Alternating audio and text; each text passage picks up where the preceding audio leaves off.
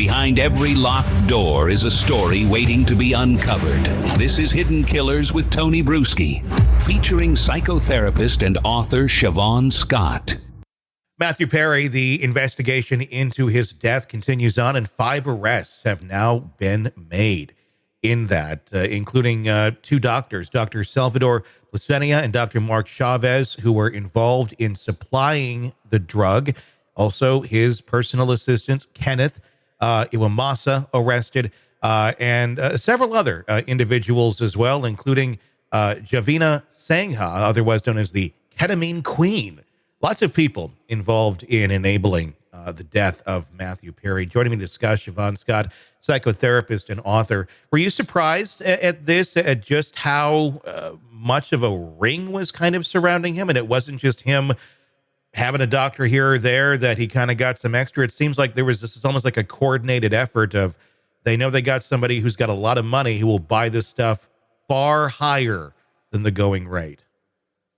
Yeah, I can't say I'm surprised. I have a friend who's a director in Hollywood, and one of the early messages I got when this came out, she wrote and said, I see this kind of stuff going on all the time.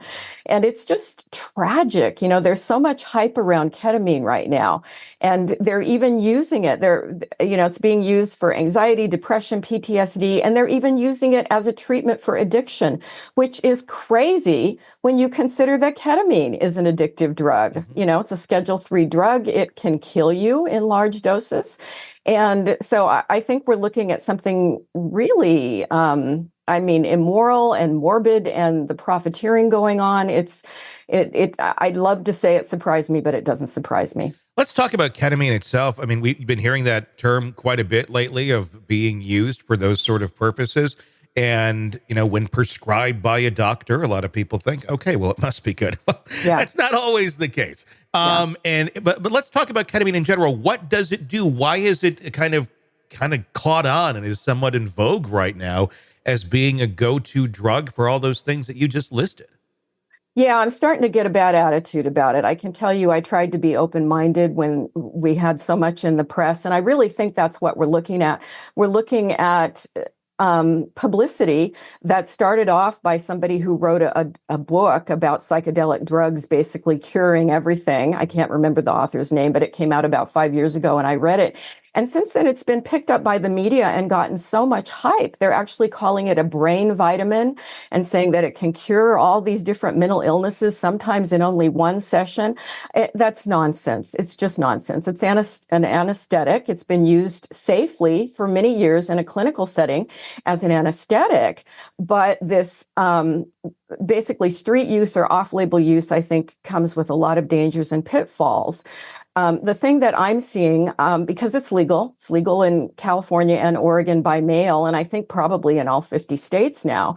So people are doing these at-home lozenges. So they get, I think, 30 lozenges. I've got 2 or 3 clients right now on that program. It's not through me, certainly, but they're just signing up online with a doctor. They have a telehealth visit, and then they get, I think it's 30 lozenges in the mail at the beginning of every month. Well, there's no one monitoring. Are they taking the one a day that they're supposed to take, or are they taking 5? Are they taking 10?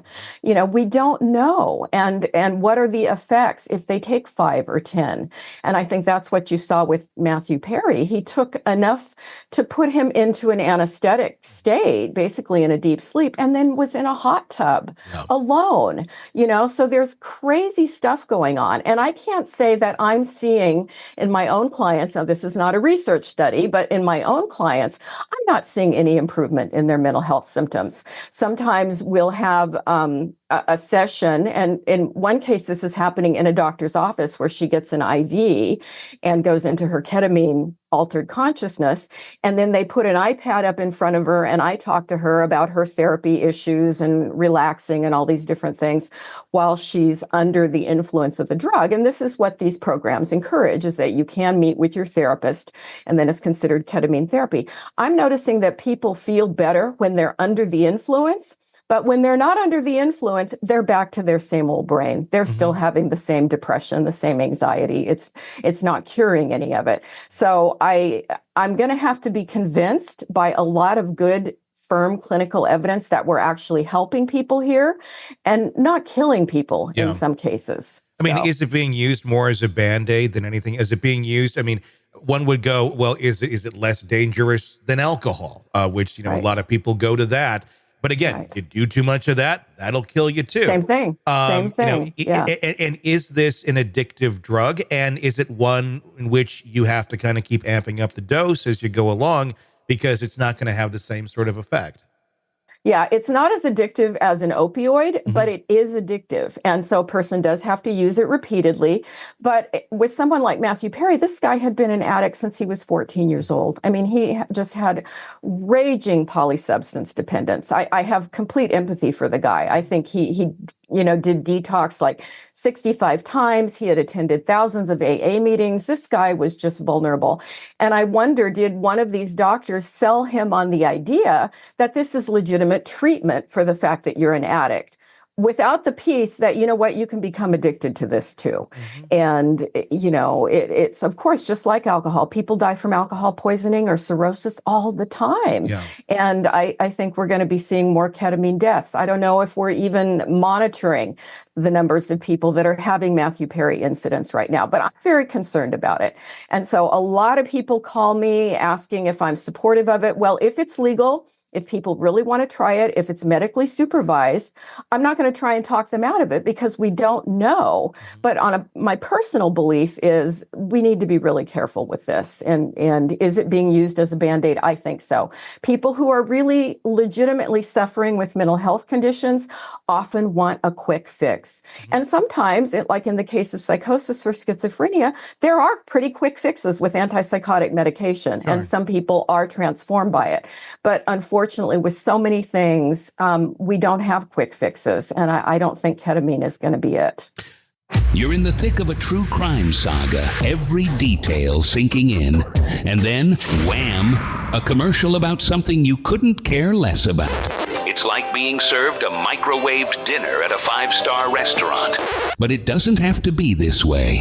Go for True Crime Today, Premium Plus on Apple Podcasts. With True Crime Today, Premium Plus, you get uninterrupted, ad-free episodes, extended interviews that dig even deeper into the muck, and early access so you can brag to your friends. It's like ordering the secret menu at a crime buffet. So, search for True Crime Today, Premium Plus on Apple Podcasts, subscribe, and savor every twisted detail without interruption.